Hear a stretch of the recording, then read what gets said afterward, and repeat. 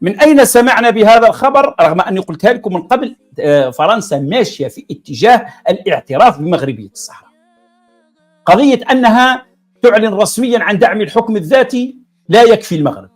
أعلن رغم أن دعم الحكم الذاتي معناها الاعتراف بمغربية الصحراء، لكن المغرب اللي دخل في أزمة دبلوماسية مع فرنسا، قلت لكم لن تنتهي هذه الأزمة إلا باعتراف فرنسا بمغربية الصحراء. قلتها لكم مرارا وتكرارا، وهذه الحقيقة.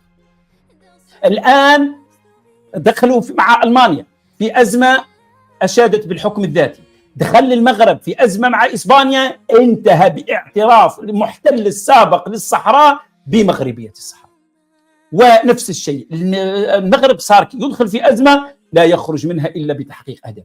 الوحيد النظام هو النظام الجزائري اللي يدخل في أزمات ثم يعود صاغرا إلى بيت الطاعة ينشد الوداد.